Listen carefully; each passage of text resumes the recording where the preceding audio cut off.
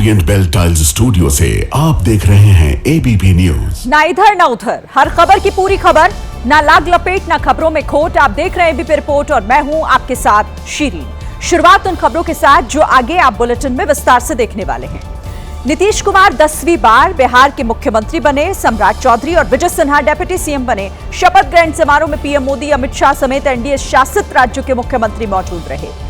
NIA को मिली Delhi blast के आरोपी डॉक्टर्स की कस्टडी। पटियाला हाउस कोर्ट ने डॉक्टर मुजम्मिल, आदिल शाहीन और मौलवी इरफान को 10 दिन की रिमांड पर भेजा है। इधर एसआईआर के खिलाफ जयपुर में यूथ कांग्रेस का विरोध प्रदर्शन। प्रदर्शनकारियों को सीएम आवास जाने से रोका तो बवाल बढ़ गया। पुलिस ने किया वाटर कैनन का इस्तेमाल। और दिल्ली एनसीआर में हवा और जहरीली हो गई है। कई इलाकों में एक्यूआई 400 के पार पहुंच गया। दिल्ली हाई कोर्ट ने स्कूलों में खेलों के आयोजन पर कड़ा ऐतराज जताया है। अब विस्तार से आपको खबरें दिखाते हैं। बात तेलंगाना के सिद्दीपेट की, जहां से एक ऐसी तस्वीर सामने आई जिसे देखकर आपकी रूह कांप जाएगी। जहां एक तेज रफ्तार कार ने बाइक को जोरदार टक्कर मारी। हादसे की तस्वीरें सामने आई।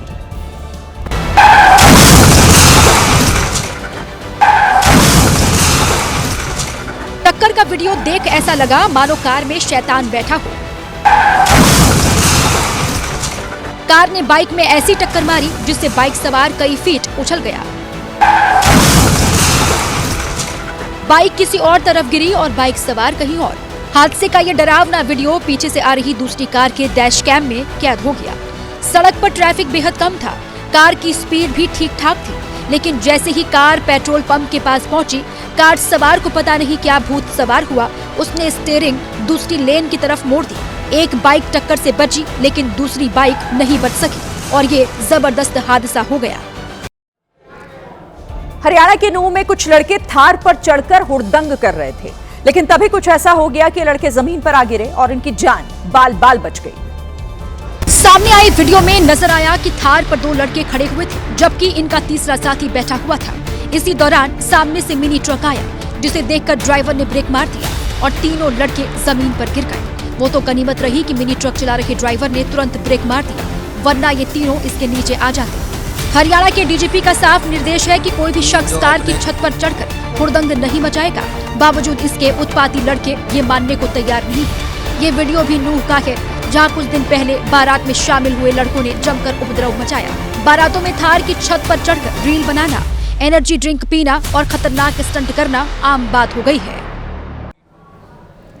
उत्तर प्रदेश के हरदोई के संडीला कस्बे से एक बड़ी लापरवाही का मामला सामने आया। यहां एक स्कूल में अचानक से गैस लीक हो गई, जिससे कई बच्चे अस्पताल पहुंच गए। गैस की गंध फैलते ही बच्चे घबराकर क्लास से बाहर भागे। पूरे स्कूल में हड़कंप मच गया। बड़ी संख्या में बच्चों के माता पिता स्कूल पहुंचे। गैस की गंध से कई बच्चे बेहोश होकर गिर पड़े। कुछ को खांसी और उल्टी होने लगी। बच्चों को अस्पताल ले जाया गया। हरदोई के संडीला कस्बे के लायंस पब्लिक स्कूल में हुए इस गैस कांड में 16 बच्चे बीमार हो गए, जिनका अस्पताल में इलाज चल रहा है। यूपी के मुख्यमंत्री योगी आदित्यनाथ ने मामले की जांच और अधिकारियों को बच्चों का बेहतर से बेहतर उपचार कराने के निर्देश दिए। उत्तर प्रदेश के बुलंदशहर में दबंगों के हौसले बढ़ते जा रहे हैं। बुलंदशहर के पहासू में दबंग एक घर में घुस गए, जहां उन्होंने महिलाओं के साथ जमकर मारपीट की। घर में चीख पुकार मच गई। महिलाएं रहम की गुहार लगाती रही, लेकिन दबंग मारपीट करते रहे। दबंगों ने महिलाओं को जमीन पर गिराया, लात घूंसे चलाए, महिलाओं को बुरी तरह घसीटा। एक दबंग ने तो महिला की गर्दन पर पैर रखकर उसकी जान लेने की भी कोशिश की। कुछ लोग बीच बचाव करते भी दिखे, लेकिन दबंग नहीं माने और महिलाओं को बेरहमी से मारते रहे।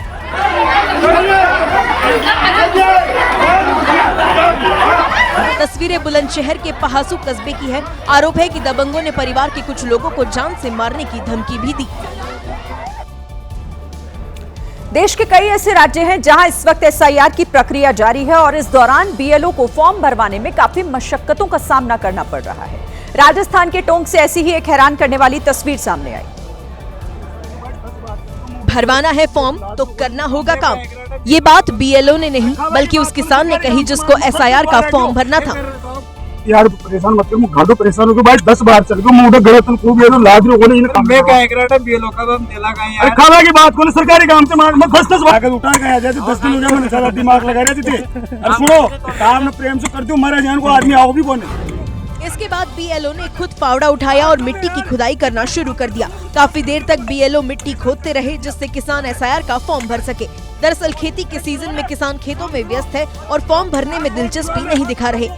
ऐसे में बीएलओ ने इस तरकीब से फॉर्म भरवाया। उत्तर प्रदेश में भी एसआईआर फॉर्म काफी तेजी से भरे जा रहे हैं और इसे भरवाने के लिए यहाँ पूरा सरकारी तंत्र जमीन पर लगा हुआ है। लेकिन बस्ती में जब लापरवाही बरती गई तो एसडीएम आग बबूला हो गए। एसडीएम को जब पता चला कि अभी तक बीएलओ ने एक भी फॉर्म नहीं भरा है तो उसकी क्लास लगा दी। एक भी फॉर्म नहीं भरा है, लिखो तहरीर लिखो, एक सादा पन्ना लाओ। बस्ती सदर तहसील के एसडीएम का नाम शत्रुघ्न पाठक है, जिनका वीडियो वायरल हो रहा है। ये विकास विभाग के जितने तुम लोग हो ना, तुम लोग एक भी काम नहीं करते, केवल फ्री का पैसा, केवल फ्री का पैसा। एसडीएम इस कदर आग बबूला हुए कि उन्होंने तत्काल मुकदमा दर्ज करने के लिए तहरीर लिखवा दी। केवल सरकार का पैसा ले रहे हो ना, तो सरकारी काम क्यों नहीं करते? दरअसल एसडीएम एसआईआर की प्रगति रिपोर्ट जानने के लिए ग्राउंड पर उतरे थे। इस दौरान उन्होंने नोडल अधिकारी और बीडीओ की भी क्लास लगा दी। और इन्होंने फॉर्म नहीं भरा तो आपने क्यों नहीं दिया लिख के? सर हम बीडीओ साहब को अवगत कराए थे। बताइए बीडीओ साहब, इन्होंने आपको नहीं बताया था। उधर बीएलओ को दर्द ये है कि उन्हें एक दिन के लिए 33 रुपए का मेहनताना मिलता है। ऊपर से सर्वर ना चलने से भी परेशानी बढ़ जाती है, लेकिन उसकी सुनने वाला कोई नहीं। नीतीश कुमार ने आज 10वीं बार बिहार के मुख्यमंत्री पद में शपथ ली है। पटना के गांधी मैदान में हुए इस शपथ ग्रहण समारोह में पीएम मोदी समेत एनडीए शासित राज्यों के मुख्यमंत्री भी शामिल हुए। मैं नीतीश कुमार सत्य निष्ठा से प्रतिज्ञान करता हूँ। गांधी मैदान इस ऐतिहासिक क्षण का गवाह बना और पीएम मोदी इसके साक्षी। मुख्यमंत्री के रूप में मैं अपने कर्तव्यों का श्रद्धापूर्वक और शुद्ध अंतःकरण से निर्वहन करूंगा। 25 साल पहले पहली बार 7 दिन के लिए मुख्यमंत्री बनने वाले नीतीश कुमार जब 2005 में दूसरी बार सीएम की कुर्सी पर बैठे तो उनको हटा पाना हर किसी के लिए नामुमकिन हो गया। पिता शपथ ले रहे थे और बेटा मंच के सामने बैठा था। जनता ने ये खुशी दी है हमारे एनडीए परिवार को। पापा को भी बधाई देता हूँ कि वो 10वीं बार सीएम का पद ले रहे हैं। शपथ ग्रहण संपन्न हुआ तो पीएम मोदी बिहार के स्टाइल में मंच से गमछा लहराना नहीं भूले। इस कार्यक्रम में गृह मंत्री अमित शाह और बीजेपी के राष्ट्रीय अध्यक्ष जेपी नड्डा के अलावा एनडीए शासित राज्यों के मुख्यमंत्री और कई मंत्री भी शामिल हुए थे। गांधी मैदान के ऐतिहासिक मैदान में आज 2 और नेता सुर्खियों में रहे। पहले सम्राट चौधरी और दूसरे विजय सिन्हा। इस बार फिर बीजेपी के ये दोनों नेता डेप्यूटी सीएम बनाए गए हैं। मैं सम्राट चौधरी ईश्वर की शपथ लेता हूँ। सम्राट चौधरी ने शपथ ली और सीधे प्रधानमंत्री नरेंद्र मोदी के पास पहुंचे। पीएम मोदी ने उन्हें बधाई दी और फिर वो अपनी कुर्सी पर चले गए। इसके बाद बारी आई विजय सिन्हा की। मैं विजय कुमार सिन्हा ईश्वर की शपथ लेता हूँ। शपथ लेने के बाद विजय सिन्हा भी पीएम मोदी के पास पहुंचे और उनका आशीर्वाद लिया।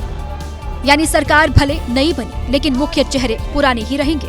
सुशासन की सरकार सुशासन से समृद्धि की ओर ले जाएगा, उनके विश्वास पर खरा उतरेगा।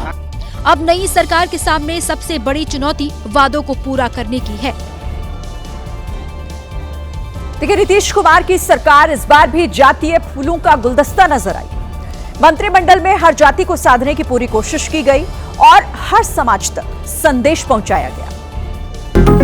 सम्राट चौधरी और विजय सिन्हा के बाद 5 मंत्रियों को एक साथ शपथ दिलाई गई। ईश्वर की शपथ लेता हूं कि मैं विधि द्वारा स्थापित भारत। नीतीश सरकार में जिन 26 मंत्रियों को जगह दी गई है उसमें 15 पुराने थे तो 11 नए। 26 मंत्रियों की लिस्ट में 14 बीजेपी के, 8 जेडीयू के, 2 एलजेपी आर के और एक हम और आरएलएम के विधायक रहे। इस मंत्रिमंडल में 12 मंत्री ओबीसी और ईबीसी समाज से हैं, 8 सवर्ण हैं, 5 एससी हैं और जमा खान के तौर पर एक मुस्लिम चेहरा भी शामिल किया गया। ये जनता का प्यार है, सबने नेता से प्यार किया है, नेता को चाहा, नेता ने काम किया है। नीतीश कुमार के मंत्रिमंडल में परिवारों का भी दबदबा दिखा। उपेंद्र कुशवाहा के बेटे, जो अभी तक किसी भी सदन के सदस्य नहीं है, उन्हें मंत्री बनाया गया, तो वहीं जीतन राम मांझी के बेटे को दोबारा मंत्रिमंडल में जगह दी गई। नीतीश कुमार को उनके सियासी विरोधियों ने भी बधाई दी है। तेजस्वी यादव ने जहां घोषणाओं को पूरा करने की उम्मीद जताई, तो अखिलेश यादव ने समाजवादी विचारधारा का जिक्र किया। मैं नीतीश कुमार सत्य निष्ठा से। तेजस्वी यादव का 18 नवंबर को शपथ लेने वाला सपना तो पूरा नहीं हुआ, लेकिन उन्होंने नीतीश कुमार को बधाई देने में देर नहीं की। उन्होंने सोशल मीडिया पर लिखा, आशा है नई सरकार जिम्मेदारी पूर्ण लोगों की आशाओं और अपेक्षाओं पर खरा उतरकर अपने वादों एवं घोषणाओं को पूरा करेगी। उधर डिप्टी सीएम का सपना देखने वाले मुकेश सहनी ने नीतीश कुमार को बधाई देते हुए सोशल मीडिया पर लिखा, आशा है कि नई सरकार बिहार के लोगों की उम्मीदों, भरोसे और अपेक्षाओं को प्राथमिकता देते हुए अपने वादों को पूरा करेगी। अखिलेश यादव ने भी नीतीश कुमार की तस्वीर शेयर करते हुए लिखा, अपनी मूल समाजवादी विचारधारा पर आधारित स्वतंत्र शासन प्रणाली चलाने और जनहितकारी सकारात्मक कार्य करने के लिए नीतीश कुमार को शुभकामनाएं। शपथ ग्रहण समारोह के बाद अब अगला सवाल स्पीकर की कुर्सी को लेकर है। बिहार की नई सरकार अभी तक पुराने स्वरूप में दिखाई दी है, तो क्या स्पीकर का पद इस बार भी बीजेपी के पास ही रहेगा? सूत्र बता रहे हैं कि गया से 9 बार के विधायक प्रेम कुमार का नाम स्पीकर की कुर्सी के लिए तय हो गया। प्रेम कुमार बिहार विधानसभा के सबसे वरिष्ठ सदस्य भी हैं। बिहार की जनता को कोटि कोटि नमन, बिहार की जनता के प्रति आभार कि उन्होंने इतना बड़ा जनादेश देकर नीतीश कुमार जी को 10वीं बार मुख्यमंत्री बनाया। सभी जिम्मेदारियों का निर्वहन किया जाएगा, जो जनता के साथ कमिटमेंट है उसको एक एक करके पूरा किया जाएगा। प्रेम कुमार पहले नीतीश कुमार की कैबिनेट में मंत्री रह चुके हैं, लेकिन इस बार नई भूमिका में नजर आ सकते हैं। पूरा दिल्ली एनसीआर इस समय खतरनाक प्रदूषण की चपेट में है। धुंध और जहरीले धुएं के जानलेवा कॉकटेल ने दिल्ली वालों की जिंदगी नर्क बना रखी है। सरकार के तमाम दावे और वादे अब तक बेअसर रहे, जिसकी मिसाल दिल्ली के अलग अलग इलाकों की ये तस्वीरें। इंडिया गेट हो या आनंद विहार, धौला कुआं हो या अक्षरधाम, हर तरफ जहरीला स्मॉग छाया हुआ है। दिल्ली एनसीआर में इतना घना स्मॉग है कि अगर कोई शख्स कुछ घंटे खुली हवा में गहरी सांस ले ले तो उसका अस्पताल पहुंचना तय है। OPD count has doubled. Apart from increase in OPD patients coming to emergency with acute breathing problem, as well as those who require admission, even ICU admissions have increased in number. Delhi सरकार का दावा है कि grab 4 की पाबंदियां लागू हैं, निर्माण कार्यों पर रोक है, गाड़ियों की चेकिंग की जा रही है, लगातार पानी का छिड़काव किया जा रहा है, लेकिन AQI का स्तर घटने के बजाय बढ़ रहा है। पोल्यूशन के चक्कर में मेरी वाइफ इतना बीमार हो रही है, कुछ करूं। यार ये पोल्यूशन अब से थोड़ी 10 साल से 15 साल से चल रहा है। इसका कोई स्थायी इलाज नहीं है जब तक सरकार इसके ऊपर गंभीर रूप से काम नहीं करेगी। दिल्ली के ज्यादातर इलाकों में AQI का लेवल 400 के पार है, कुछ जगहों पर तो 500 के करीब पहुंच चुका है। दिल्ली से भी बुरा हाल नोएडा और गाजियाबाद का है, जहां AQI लगातार 400 के ऊपर चल रहा है। देखिए, ये प्रदूषण बच्चों को भारी नुकसान पहुंचा सकता है, लेकिन इसके बाद भी दिल्ली के तमाम स्कूलों में स्पोर्ट्स इवेंट हो रहे हैं। इससे जुड़े कुछ स्कूली बच्चों की याचिका पर सुनवाई के दौरान दिल्ली हाईकोर्ट ने सरकार और स्कूलों को जमकर फटकार लगाई। हाईकोर्ट ने दिल्ली सरकार से पूछा कि प्रदूषण वाले महीनों में स्कूलों में आउटडोर स्पोर्ट्स इवेंट पर रोक आखिर क्यों नहीं लगाई जा रही। दिल्ली सरकार को कड़ी फटकार लगाते हुए कोर्ट ने कहा कि बच्चों को उनके फेफड़ों को नुकसान पहुंचाने के लिए खेल के मैदान में नहीं बुलाया जा सकता। स्कूली बच्चों ने अपनी याचिका में कहा था कि हर साल नवंबर-दिसंबर के महीने में जोनल, इंटर जोनल और राज्य स्तरीय खेल प्रतियोगिताएं कराई जाती हैं और इन्हीं महीनों में दिल्ली की हवा गंभीर और खतरनाक स्तर पर पहुंच जाती है। सुनवाई के दौरान कोर्ट ने पूछा कि सरकार अपनी जिम्मेदारी से क्यों भाग रही है। क्या सरकार को नहीं मालूम कि इन महीनों में प्रदूषण की स्थिति कितनी गंभीर हो जाती है। हाईकोर्ट ने दिल्ली सरकार को 4 हफ्तों में जवाब दाखिल करने के लिए कहा। साथ ही अगले साल से खेलों का वार्षिक कैलेंडर दोबारा तय करने के लिए भी निर्देश दिए गए हैं। आउटडोर खेलों का आयोजन प्रदूषण वाले महीनों में न करवाया जाए। हिंदुस्तान में महिला सशक्तिकरण की बातें तो बहुत होती हैं, लेकिन जमीन पर ऐसा दिखता नहीं। अब हम ऐसा क्यों बोल रहे हैं, इसके लिए आपको उत्तर प्रदेश के बस्ती से आई इन तस्वीरों को देखना चाहिए। इन गुंडों को ना पुलिस का कोई डर है और ना कानून का कोई खौफ। अगर होता तो खाकी वर्दीधारी के सामने इस तरह महिलाओं को मारने की हिम्मत कभी ना करते। देखिए कैसे युवक ने महिलाओं को गिरा गिरा कर मारा, उनके बाल खींचे। दरअसल लड़ाई जमीन को लेकर शुरू हुई। पीड़ितों ने दबंगों से बचाव के लिए 112 पर कॉल कर पुलिस को बुलाया। पुलिस आई, लेकिन इससे गुंडे और ज्यादा नाराज हो गए और महिलाओं पर उनका गुस्सा फूट पड़ा। इस दौरान पुलिस कर्मियों ने न तो उनको रोका न टोका, एक हाथ पर हाथ धरा खड़ा रहा तो दूसरा सिर्फ वीडियो बनाता हुआ दिखाई दिया। अपने बयानों को लेकर अक्सर विवादों में रहने वाले यूपी के दर्जा प्राप्त राज्य मंत्री रघुराज सिंह एक बार फिर से सुर्खियों में हैं। इस बार उनके निशाने पर अलीगढ़ मुस्लिम यूनिवर्सिटी रही। रघुराज सिंह ने कहा कि अलीगढ़ की इस यूनिवर्सिटी से आतंकवादी निकलते हैं। अलीगढ़ मुस्लिम यूनिवर्सिटी की भी जांच होनी चाहिए, क्योंकि अलीगढ़ मुस्लिम यूनिवर्सिटी से भी बड़े बुरहान बानी जैसे लोग आतंकवादी पकड़े गए। रघुराज सिंह यही नहीं रुके, उन्होंने ये भी दावा किया कि मदरसों और मस्जिदों को बंद कर देना चाहिए। जितने भी आतंकवादी निकले हैं आज तक भी मदरसों से या फिर मस्जिद से, इसलिए ये मदरसे और मस्जिद दोनों ही तत्काल बंद देश में कर देने चाहिए। इधर विपक्ष ने बयान को भड़काऊ बताया कि हिंदू मुसलमान करते हुए उत्तर प्रदेश भारतीय जनता पार्टी के तमाम लोग मानसिक रूप से विक्षिप्त हो गए, उन्हें जनता के मुद्दों की परवाह नहीं है। हालांकि बीजेपी ने बयान को निजी बताकर मामले से पल्ला झाड़ लिया कि अमेरिका से भारत लाए गए लॉरेंस बिश्नोई के भाई अनमोल बिश्नोई को 11 दिनों की एनआईए रिमांड में भेजा गया, लेकिन कोर्ट में एनआईए ने अनमोल बिश्नोई और उसके करीबी गैंगस्टर्स के बारे में कई सनसनीखेज खुलासे किए। एनआईए ने अदालत में दावा किया कि अनमोल बिश्नोई आतंकी और गैंगस्टर्स के गठजोड़ वाले क्रिमिनल टेरर सिंडिकेट का हिस्सा है। ये नेटवर्क देश और विदेश में बैठकर टारगेट किलिंग करवाता है। सिंडिकेट युवाओं की भर्ती, पैसों की व्यवस्था और सोशल मीडिया के जरिए दहशत फैलाने जैसे काम करता रहा है। एनआईए ने भी दावा किया कि पूरा नेटवर्क बब्बर खालसा इंटरनेशनल जैसे आतंकी संगठनों से जुड़ा हुआ है। एनआईए के मुताबिक ये हत्याएं ठीक वैसे ही होती हैं जैसे 90 के दशक में मुंबई अंडरवर्ल्ड के समय हुआ करता था। सिद्धू मूसेवाला, राजू ठेठ और प्रदीप कुमार की हत्या इसी पैटर्न का हिस्सा थी। एक तरफ बिहार में नीतीश कुमार 10वीं बार सीएम पद की शपथ ले रहे हैं, तो दूसरी तरफ जनसुराज के संस्थापक प्रशांत किशोर गांधी आश्रम में मौन उपवास पर बैठे थे। पश्चिमी चंपारण के भीतिहरवा में मौजूद ये वही गांधी आश्रम है जहां आज से 3 साल पहले प्रशांत किशोर ने 3,500 किलोमीटर लंबी पदयात्रा शुरू की थी। प्रशांत किशोर अपने समर्थकों के साथ गांधी आश्रम पहुंचे, पहले माल्यार्पण किया और फिर पुष्पांजलि देने के बाद मौन व्रत शुरू किया।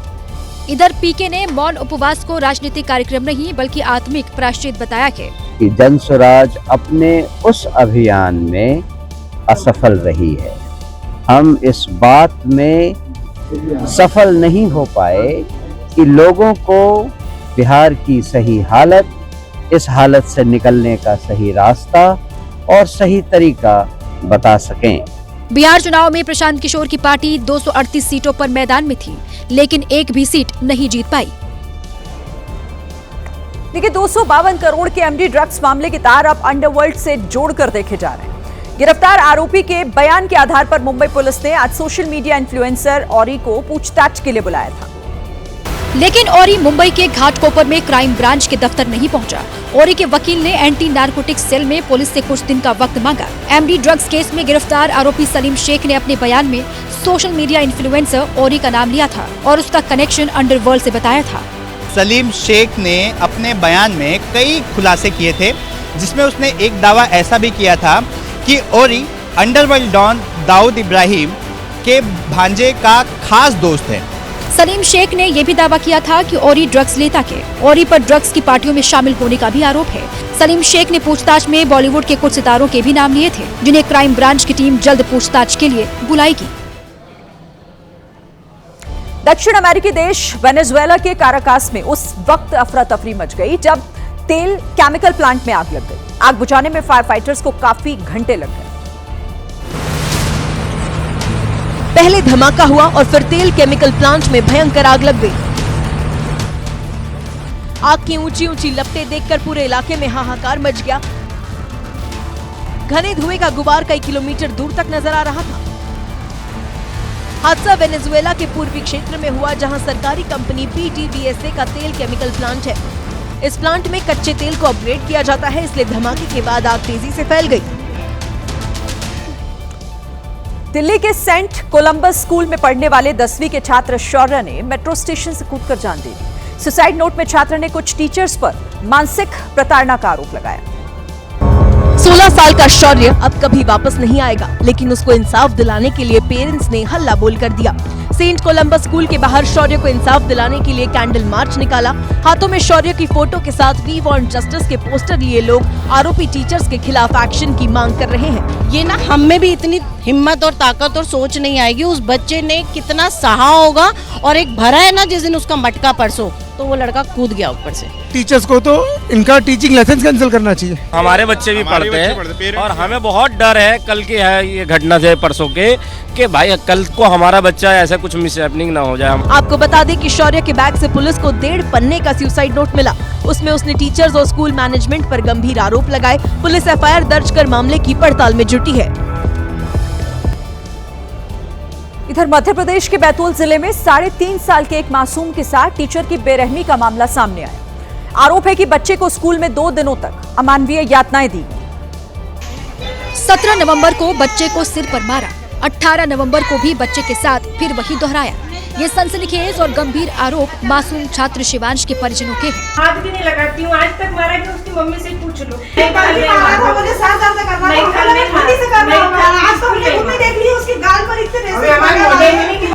पुलिस की मौजूदगी में काफी देर तक बवाल मचा। टीचर इनकार करती रही और परिजन सवाल उठाते दिखे। मासूम के परिवार ने स्कूल की मान्यता रद्द करने की मांग की है। जिला शिक्षा विभाग ने इस मामले में जांच टीम का गठन किया है। यूक्रेन के टर्नोपिल शहर में रूस ने एक बड़ा हमला कर दिया। रूस ने 2 रिहायशी इमारतों को मिसाइल से अटैक किया उस पर। इस हमले में 25 लोगों की मौत हो गई, वहीं 70 से ज्यादा लोग घायल हुए। रात के अंधेरे में यूक्रेन का टर्नोपिल शहर धमाकों की आवाज से दहल उठा। रूस ने मिसाइल और ड्रोन से यूक्रेन की 2 इमारतों को निशाना बनाया। हर तरफ भगदड़ का माहौल था। इमारतों और उनके बाहर खड़ी गाड़ियों में भयंकर आग लग गई। हर जगह तबाही का मंजर नजर आ रहा था। देखते ही देखते इमारत एक खंडर में तब्दील हो गई।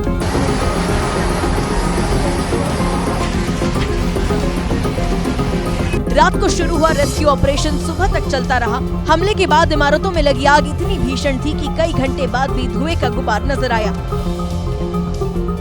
इस हमले में कई लोगों की जलकर मौत हो गई, वहीं कई लोग अस्पताल में जिंदगी की जंग लड़ रहे हैं। दिल्ली के तिहाड़ जेल में कैदियों का अकेलापन दूर करने के लिए गौशाला खोली गई। जेल में बंद वो कैदी उन जिनसे मिलने कोई नहीं आता, वो अब गाय के बीच अपना समय बिता रहे हैं। जेल 7 में तिहाड़ में नई गौशाला। इस पहल की शुरुआत के लिए दिल्ली के लेफ्टिनेंट गवर्नर वीके सक्सेना और उनके साथ मंत्री आशीष सूद जेल की नई गौशाला पहुंचे। ये सिर्फ प्रशासनिक योजनाएं नहीं है, ये नई सोच का ऐलान है। एलजी सक्सेना के पहुंचने के बाद जेल के अधिकारियों ने उन्हें गाय और बछड़े के दूध पीने वाली शुभ मूर्ति भेंट की। इसके साथ एलजी ने गौशाला की गाय को तिलक भी लगाया। जेल में गौशाला खोलने की मुहिम काऊ थेरेपी के तहत की गई है, जिसके तहत गौशाला बनाकर जेल में कैदियों की मेंटल हेल्थ ठीक करने की कोशिश होगी। वो कैदी जो अकेलापन महसूस करते हैं, उन्हें गौशाला में लाया जाएगा। उस गौशाला में काम करके कैदी घी, दूध, छाछ और गाय के उपलों से होने वाले बिजनेस से कमाई भी कर पाएंगे। फिलहाल जेल की गौशाला में 10 गायों को रखा गया है। इनकी संख्या और आगे बढ़ेगी। मध्य प्रदेश के कुनो नेशनल पार्क से आज एक खुशखबरी सामने आई। कुनो नेशनल पार्क में भारत में ही जन्मी मादा चीता मुखी ने 5 शावकों को जन्म दिया, जो कि चीता प्रोजेक्ट की एक बड़ी सफलता है। सामने आई तस्वीरों में मादा चीता मुखी 5 शावकों के साथ कुनो नेशनल पार्क में आराम करती दिखी। वहीं एक्स पोस्ट के जरिए मध्य प्रदेश के मुख्यमंत्री मोहन यादव ने बताया कि सभी शावक स्वस्थ हैं। उन्होंने 5 शावकों के जन्म को चीता री इंट्रोडक्शन इनिशिएटिव की बड़ी सफलता करार दिया। कुनो नेशनल पार्क में 5 शावकों के जन्म से अलग अलग प्रजाति के चीतों की आबादी बढ़ाने की उम्मीद को भी मजबूती मिली है। आपको बता दें कि साल 2022 में अफ्रीका से 8 चीतों को कुनो नेशनल पार्क लाया गया था। बिहार के बाद अब अगला बड़ा चुनाव पश्चिम बंगाल का होना है। अपनी खास स्ट्रैटेजी के तहत बीजेपी वहां एसआईआर को एक बड़ा मुद्दा बना रही है। आज नीतीश कुमार के शपथ ग्रहण के दौरान गिरिराज सिंह ने बंगाल में एसआईआर का बिगुल फूंका।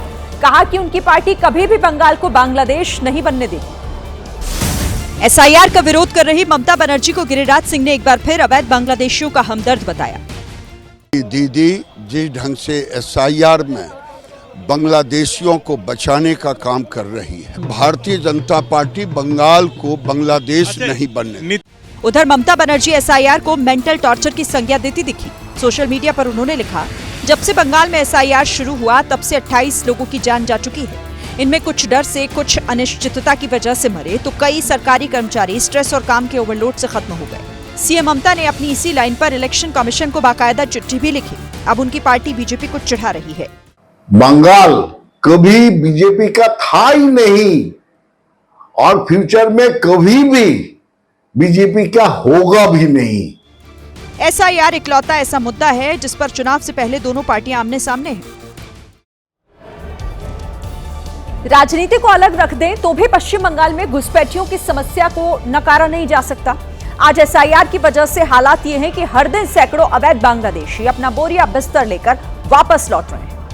इनमें कई बांग्लादेशी तो ऐसे थे जिन्होंने फर्जी दस्तावेजों के साथ 20-20 साल पश्चिम बंगाल में गुजार दिए। 20 साल पहले हम इनलीगल तरीके से आए थे। इनके कुछ एजेंट होते हैं जो पैसों के लिए ये काम करते हैं। एसआईआर के बाद पकड़े जाने के डर से सब पहले ही वापस चले जा रहे हैं। 10-12 साल हो गए। उधर हमारा रहने नहीं दे रहा है, वही तो कागज वगैरह नहीं है इसलिए। नॉर्थ 24 परगना जिले के हाकिमपुर चेक पोस्ट के रास्ते वापस जा रहे किसी भी व्यक्ति के पास भारतीय दस्तावेज नहीं थे। इन लोग का पास कोई इंडियन डॉक्यूमेंट्स नहीं है, इसीलिए वो लोग वेस्ट बंगाल, पश्चिम बंगाल और वो आसपास का जिला और कोलकाता से जो लोग रहते हैं वो लोग अभी बांग्लादेश लड़ रहे हैं। पश्चिम बंगाल से बांग्लादेशियों के लौटने की इकलौती वजह अभी एसआईआर है। पश्चिम बंगाल में एसआईआर की वजह से बीएसएफ की सिरदर्दी भी थोड़ी बढ़ गई है। एक न्यूज एजेंसी से बात करते हुए बीएसएफ के अधिकारी ने बताया कि बीते कुछ हफ्तों से भारत बांग्लादेश बॉर्डर को पार करने की कोशिश करने वाले अवैध बांग्लादेशियों की संख्या बढ़ी है। उस अधिकारी ने यह भी बताया कि पहले ऐसी घटनाएं कम होती थी, लेकिन अब हर दिन 150 से ज्यादा अवैध बांग्लादेशी बॉर्डर पार करने की कोशिश कर रहे हैं। जब भी कोई व्यक्ति बॉर्डर पर पकड़ा जाता है तब बीएसएफ वाले उसे सिर्फ एक दिहाड़ी मजदूर मानकर नहीं छोड़ते, बल्कि ये भी जानने की कोशिश होती है कि कहीं वो अधिकारी वो कोई अपराधी तो नहीं है जो भाग रहा हो। बीएसएफ ने ये भी पता लगाने का काम किया है कि बॉर्डर पर आया व्यक्ति कहीं कोई कट्टरपंथी आतंकवादी तो नहीं है। बांग्लादेशियों को पकड़ने के बाद उनके देश के बॉर्डर गार्ड बांग्लादेश यानी बीजीबी के अधिकारियों से बात करके लोगों को वापस भेजा जा रहा है। देखिए, एसआईआर की प्रक्रिया करने के लिए प्रशासन की ओर से बूथ लेवल अधिकारी यानी बीएलओ लगाए गए हैं। अब राजस्थान से खबर आई है कि वहां के बीएलओ की हार्ट अटैक से मौत हो गई। मेडिकल साइंस तो इसे सामान्य मौत मान रहा है, लेकिन परिवार का आरोप है कि काम के प्रेशर में उसकी जान गई। परिवार वालों का कहना है कि एसआईआर की प्रक्रिया समय सीमा पर हो जाए, इसके लिए उस बीएलओ पर अधिकारियों ने बहुत प्रेशर बनाया। तनाव में, डिप्रेशन में था, बिल्कुल पेल्सिटार का दबाव था। आशीष ने अपने भाई की जो दिनचर्या बताई वो वाकई हैरान करने वाली थी। सुबह 7 बजे निकलते हैं, रात को 12-1 बजे तक आते हैं, 2 बजे काम करते हैं, फिर 3 बजे उठा देते हैं। सरकार ने दबाव बना रखा है। एक तरीके से मान लो कि टीचरों बहुत दबाव हो रहा है। अधिकारियों ने प्रेशर देने के आरोपों को निराधार बताया, जबकि परिवार ने कॉल हिस्ट्री में दिखाया कि कैसे सुबह से रात तक उसे दफ्तर से फोन आते रहते थे। दिल्ली आतंकी हमले में एनआईए ने आखिरकार उन लोगों को भी आधिकारिक रूप से गिरफ्तार कर लिया जिनको ब्लास्ट से पहले और उसके बाद पकड़ा गया था।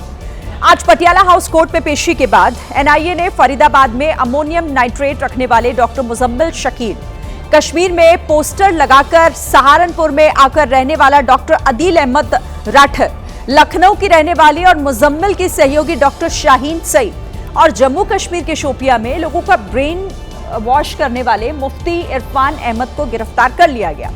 देखिए, पटियाला हाउस कोर्ट में पेशी के बाद इन चारों को 10 दिनों की रिमांड पर भेज दिया गया है।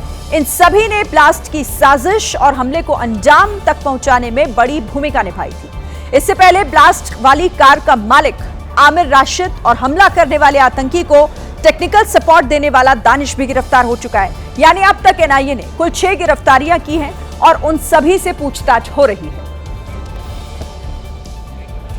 देखिए, दिल्ली ब्लास्ट केस से जुड़ी एक अहम खबर सामने आई है। फरीदाबाद में डॉक्टर मुजम्मिल के घर से बरामद अमोनियम नाइट्रेट का वीडियो सामने आया है। 10 नवंबर को पुलिस की छापेमारी में मुजम्मिल के घर से अमोनियम नाइट्रेट की 50 बोरियां बरामद हुई थी। सुबह पुलिस ने मुजम्मिल के घर से अमोनियम नाइट्रेट बरामद किया और उसी दिन शाम को आतंकी उमर ने दिल्ली में लाल किले के पास ब्लास्ट से खुद को उड़ा लिया था। ये एक्सक्लूसिव तस्वीरें इस वक्त आप उसी अमोनियम नाइट्रेट की देख रहे हैं जिसकी कई बोरियां उसके घर पर मिली थी।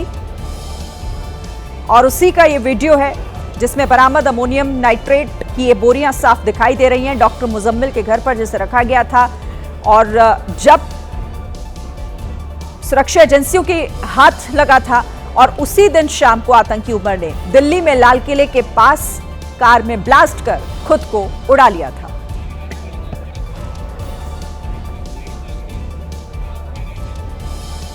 दिल्ली धमाके से जुड़ी एक और बड़ी खबर आ रही है। अल फलाह यूनिवर्सिटी के चेयरमैन जवाद को प्रशासन ने नोटिस जारी कर घर खाली करने को कहा है।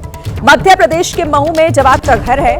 प्रशासन ने 3 दिन के अंदर अतिक्रमण हटाने के लिए कहा है। नोटिस की मियाद खत्म होने तक अतिक्रमण नहीं हटाया गया तो फिर प्रशासन उसे तोड़ सकता है।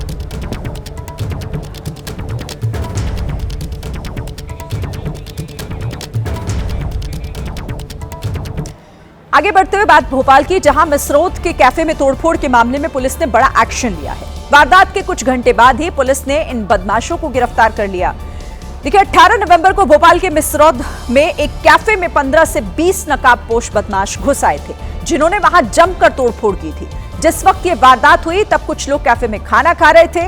बदमाशों ने कैफे में काफी नुकसान पहुंचाया था, जिसके बाद कैफे के मालिक भी काफी घबरा गए थे।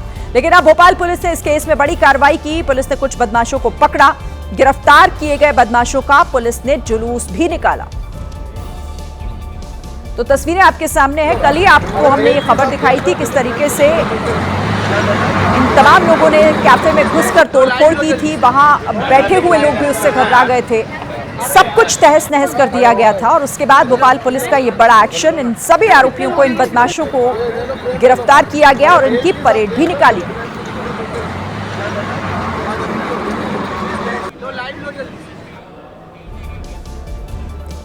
कर्नाटक की राजधानी बेंगलुरु में कुछ लुटेरों ने एक सनसनीखेज वारदात को अंजाम दिया, जहां एटीएम में नोट भरने जा रही कैश वैन को लुटेरों ने सरेआम चलती सड़क पर लूट लिया।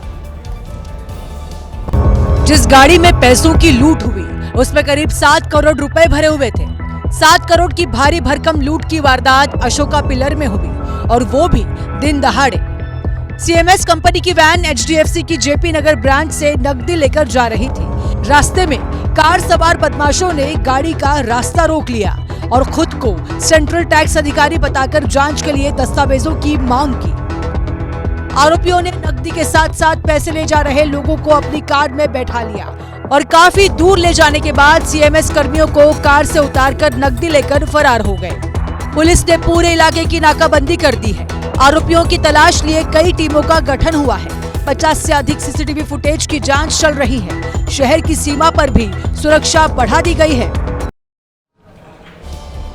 अमृतसर में देर रात पुलिस और बदमाशों के बीच मुठभेड़ हो गई। जवाबी कार्रवाई में कुख्यात बदमाश हरजिंदर हैरी मारा गया, जबकि उसका एक साथी भागने में कामयाब रहा। गैंगस्टर ऑपरेशन सेल की कार्रवाई में कुख्यात अपराधी हरजिंदर सिंह ढेर हो गया, जबकि उसका साथी मौके से फरार हो गया। ये बदमाश किसी बड़ी टारगेट किलिंग की फिराक में थे, जिसके तार आईएसआई और विदेशी गैंगस्टर से जुड़े बताए गए थे।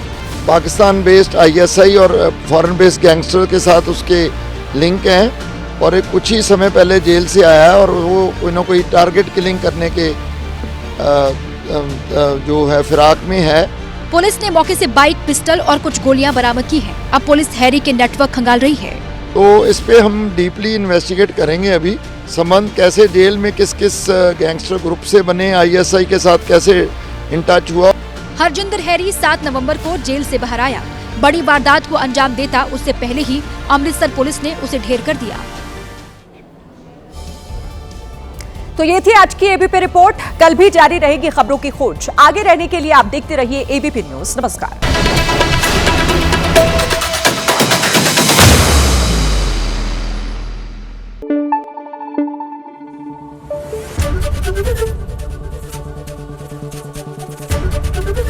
एबीपी न्यूज आपको रखे आगे।